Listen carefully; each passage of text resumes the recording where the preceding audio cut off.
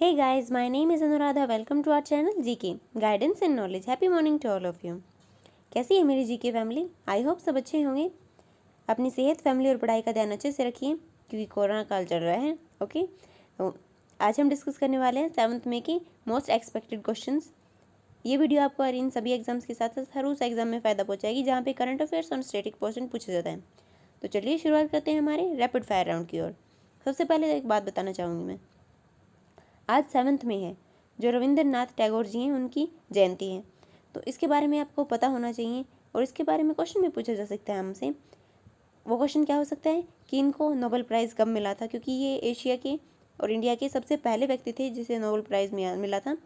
अगर आपको पता है तो आप ये कमेंट सेक्शन में बताइए किसके लिए मिला था, और ये साहित्य के अंदर जो इनकी पुस्तक थी गीतांजलि उसके लिए। चलिए शुरू करते हैं हमारा क्वेश्चन। आज का हमारा पहला क्वेश्चन है, इन सभी स्टेटमेंट्स को कंसीडर करके बताना है beyond visual line of slight के रूप बारे में।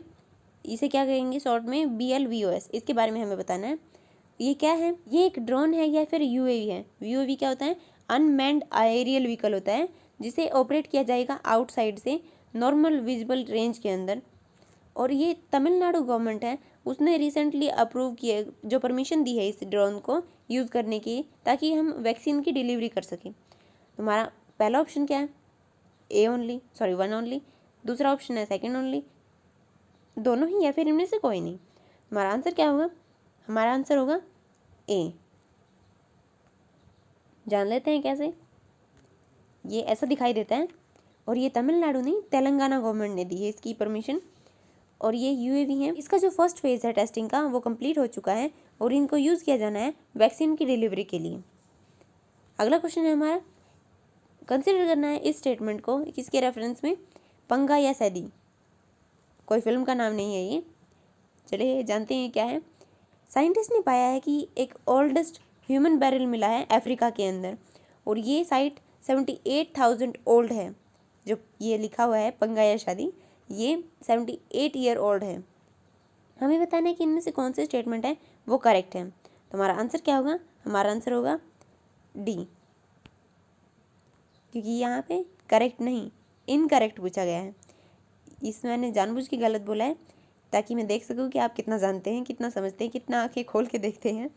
ये करेक्ट नहीं पूछा गया है, इसमें इनकरेक्ट पूछा गया है, तो इसका आंसर होगा D। इसे दिखाई देती है और आप लोकेशन भी देख सकते हैं इसकी, ये यहाँ पे पड़ती है। ये सोमालिया है, केन्या है, तंजानिया है, ये साउथ अफ्रीका है, और ये कौन सा ओशन है आप बता सकते हैं। ये यहाँ पे एक 2 या 3 ईयर ओल्ड चिल्ड्रन का ब्यूरल पाया गया है। ये लेबल्ड है अफ्रीका के अंदर ओल्डेस्ट साइट है ह्यूमन ब्यूरल की। अगला क्वेश्चन है हमारा, इनमें से कौन सा स्टेट है जिसने ऑर्गन डोनेशन के अंदर हेल्थ मिनिस्ट्री के द्वारा लगातार छठी बार यह अवार्ड पाया है। हमारे ऑप्शन हैं उत्तर प्रदेश, तमिलनाडु, केरला, कर्नाटका। हमारा आंसर क्या होगा, हमारा आंसर होगा तमिलनाडु। आपने सुना भी होगा अंगदान महादान होता है, ये करना भी। अगला क्वेश्चन है हमारा, गुरु तेग बहादुर जी हैं, वो कौन है, क्या है, इसके बारे में बताना है। वो यंगेस्ट सन है गुरु हरगोविंद सिंह के, और ये 9th सिख गुरु भी हैं। और गुरु तेग बहादुर हैं वो एग्जीक्यूटेड किए गए थे औरंगजेब के द्वारा 1677 के अंदर। हमें से बताना है इनमें से कौन सी स्टेटमेंट है वो करेक्ट है। हमारे ऑप्शन हैं 1 and 2, 2 and 3, 1 and 3 या फिर तीनों ही। हमारा आंसर क्या होगा, हमारा आंसर होगा A। इसमें से 1 and 2 हैं, ये जो पहली और दूसरी स्टेटमेंट है ये करेक्ट है, लेकिन जो थर्ड स्टेटमेंट है वो रॉन्ग है। ये एग्जीक्यूट तो औरंगजेब के द्वारा ही किए गए थे, लेकिन ये 1675 में किए गए थे।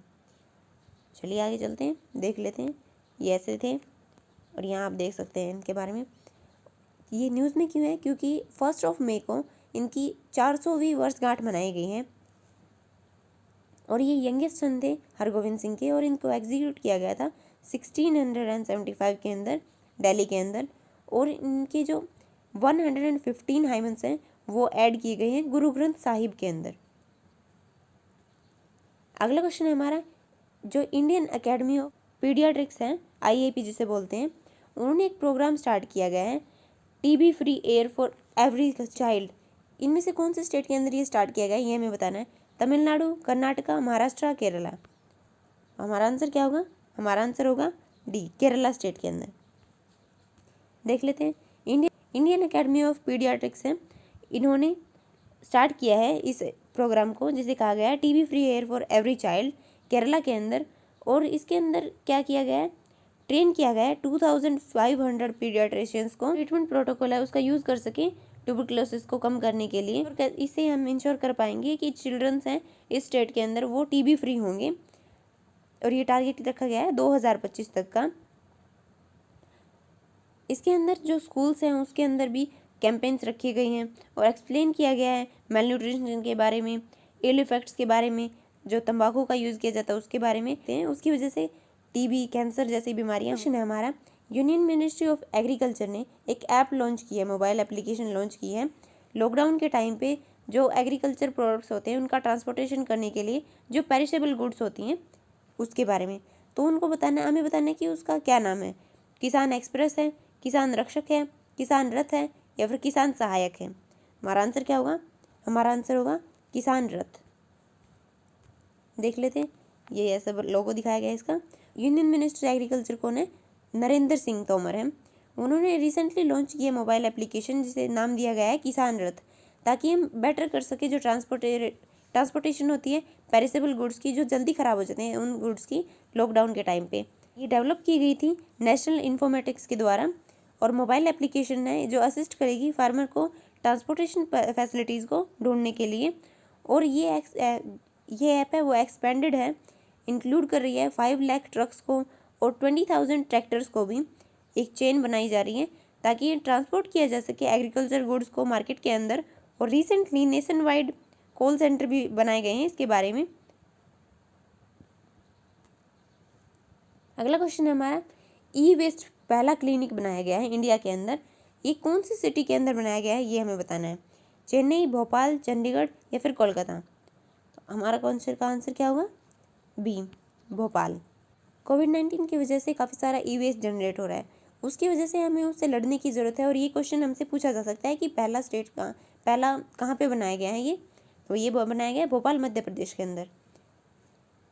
इसके अंदर प्रोग्रेस की जा रही है और जो सेग्रीगेट किया जाता है डिस्पोज करने के लिए इलेक्ट्रॉनिक वेस्ट को, और हाउस होल्ड जो कमर्शियल यूनिट्स हैं उनके अंदर से भी, और ई वेस्ट है वो डोर टू डोर जाकर कलेक्ट किया जाएगा और अंदर डिपॉजिट किया जाएगा। और ये पहला सेंटर है जहाँ ओपन किया गया है भोपाल के अंदर, और ये पायलट प्रोजेक्ट के रूप में इम्प्लीमेंट किया गया है।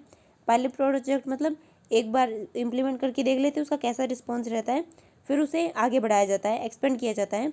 कंट्री के अदर पार्ट्स के अंदर भी इसे यूज़ किया जाएगा अगर ये सक्सेसफुल होता है तो। भोपाल म्यूनसिपल कॉरपोरेशन है, उसने सेंट्रल पोल्यूशन कंट्रोल बोर्ड के साथ में मिलकर इसे सेटअप किया गया है। और ये पहला ई वेस्ट क्लिनिक है, ये तो मैंने आपको बता ही दिया। और ये सेग्रीगेट करेगा और डिस्पोज करेगा और वेस्ट को इकट्ठा करेगा, और कॉमर्शियल यूनिट्स का वेस्ट को भी। 2016 के अंदर जो ई वेस्ट मैनेजमेंट रूल्स लाए गए थे उनके कन्वेंस में इसको बनाया गया है। और ये 3 मंथ पायलट प्रोजेक्ट चलाया गया था।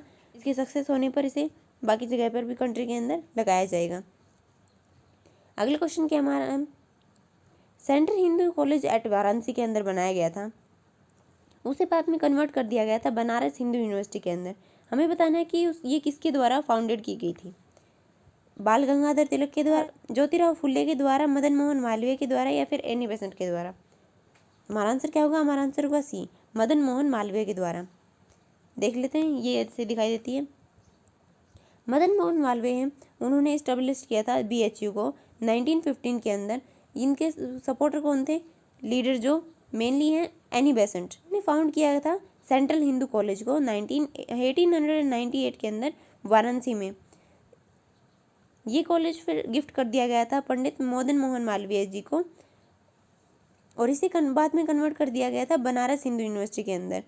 पहली यूरेनियम माइन है वो कहाँ पर लोकेटेड है। हमारे ऑप्शंस हैं तुमुल्लपल्ली, जादूगोड़, डालभूम या फिर पिछली। तुम्हारा आंसर क्या होगा, हमारा आंसर होगा जादूगोड़। जादूगोड़ा में पहली यूरेनियम माइन को इस्टेब्लिश किया गया था इंडिया के अंदर, सिंहभूम डिस्ट्रिक्ट के अंदर, झारखंड में। और भी माइंस लोकेटेड हैं जैसे कि तुमुल्लपल्ली है वो आंध्र प्रदेश में, पिछली है वो कीपर पे गया डिस्ट्रिक्ट के अंदर बिहार में, संगरी और दोलबम है वो एरिया है सिंहभूम डिस्ट्रिक्ट झारखंड के अंदर। इनमें से कौन सी कंट्री है उससे हमने प्रेसिडेंट के इम्पीचमेंट के मेथड को लिया है। यूके से, आयरलैंड से, यूएसए से या फ्रांस से? हमारा आंसर होगा सी। हमने इम्पीचमेंट का मेथड यूएसए से लिया है। हमारे कॉन्स्टिट्यूशन के अंदर यूनाइटेड स्टेट्स ऑफ अमेरिका, ये आप देख सकते हैं ऐसे, इसकी लोकेशन है, देख लेते हैं। हमारे इंडिया से ये इतनी दूर जाना पड़ेगा, इंडिया से यहाँ पर जाना पड़ेगा। So this is for today. Thank you for listening. Don't forget to like, share and subscribe. Also provide your suggestions and answer in comment section.